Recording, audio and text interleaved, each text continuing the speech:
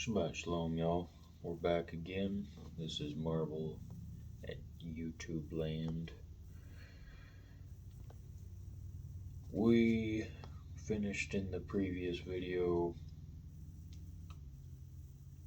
reading in the book Bere'shiyth, Genesis chapter 14. And this thing had quite a bit going on in it.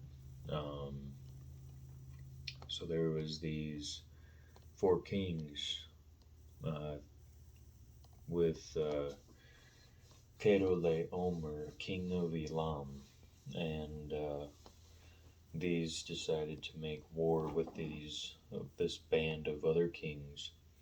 Now they were all serving Omer, paying tribute to him, and they were doing that for about 12 years. And the 13th year, no, we're done. We're not doing that no more. And 14 years, he, Omer and them kings that were banded with him decided to smite and wage war against these other ones that were refusing to pay tribute. And so they attack these kings and pillage their kingdoms, essentially, and among them were the kings of Sodom and Gomorrah.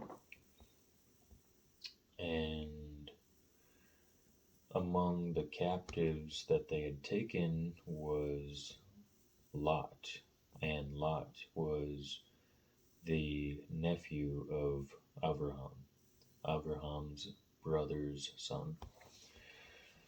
And so one of the servants had escaped and had ran and told Avram what had happened. And so Avram, hearing this, he decides to take up arms.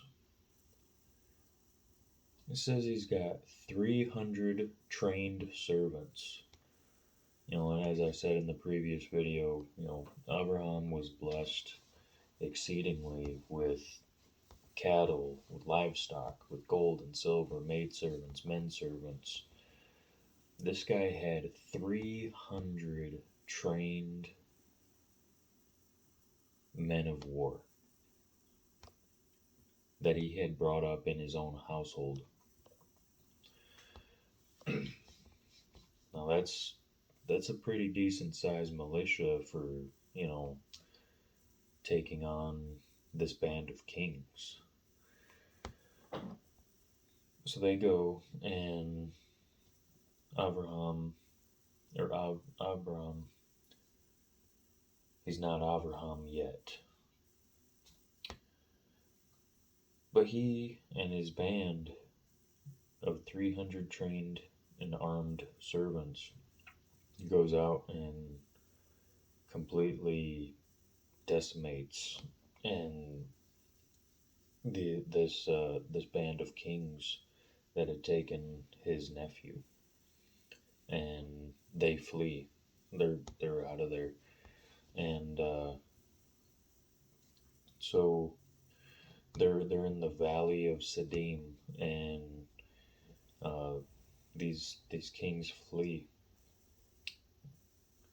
and so that happens. And once they recover Lot, the king of Sodom comes and says, "Hey, you can have everything. We just want our women and children.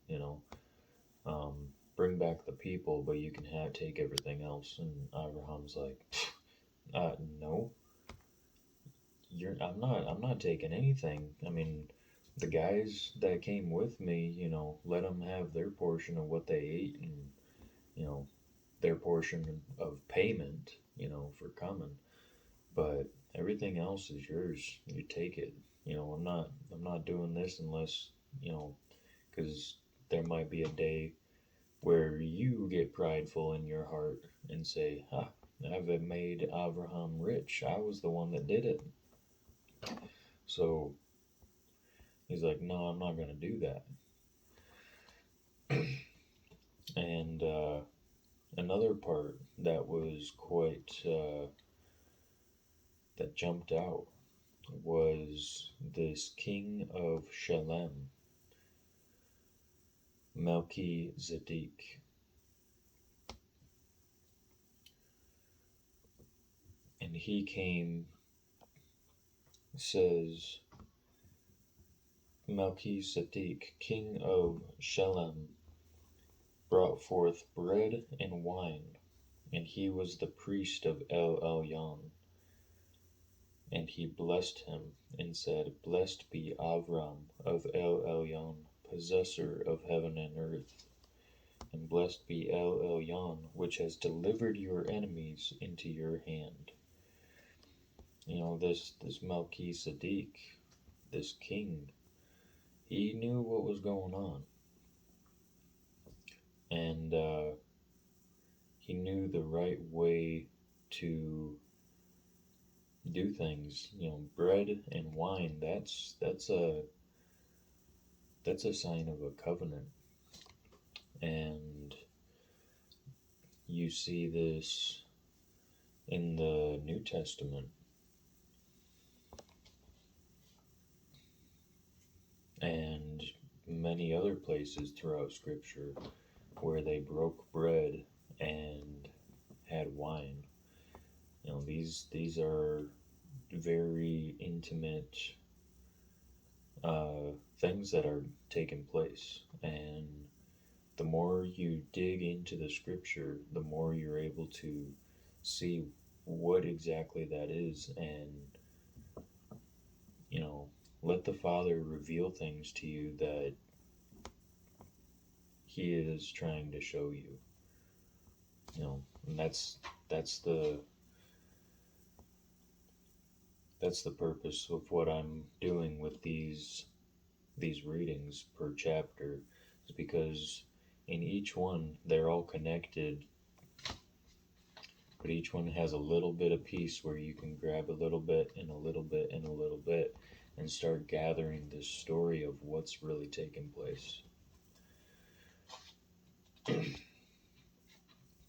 So with that being said, let's keep on going with the story. In the book of Bere'shiyth, Genesis chapter 15. After these things, the word of Yahweh came unto Avram in a vision, saying, Fear not, Avram, I am your shield, and your exceeding great reward. And Avram said, Adonai Yahuwah, what will you give me, seeing I go childless? And the steward of my house is this Eliezer of Damascus. And Avram said, Behold, to me you have given me no seed, and lo, one born in my house is my heir. And behold, the word of Yahweh came unto him, saying, This shall not be your heir, but he that comes forth from out of your own bowels shall be your heir. And he brought him forth abroad, and said, Look now toward the heaven, and tell the stars, if you are able to number them. And he said unto him, So shall your seed be. And he believed in Yahweh, and he counted it unto him for righteousness.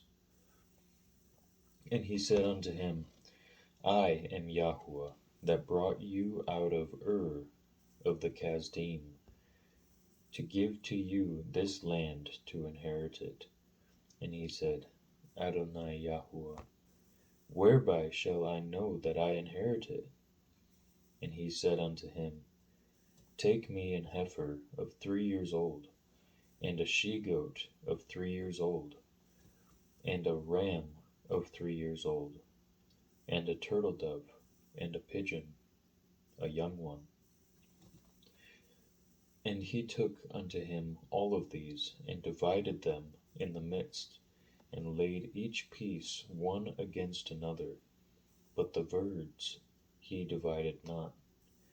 And when the fowls came down upon the carcasses, Avram drove them away.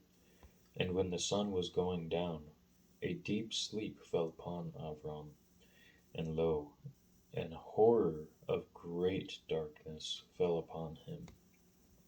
And he said unto Avram, Know of a surety that your seed shall be a stranger in a land that is not theirs, and shall serve them, and they shall be afflicted 400 years. And also that nation whom they shall serve will I judge, and afterward they shall come out with great substance. And you shall go to your fathers in peace. You shall be buried in a good old age.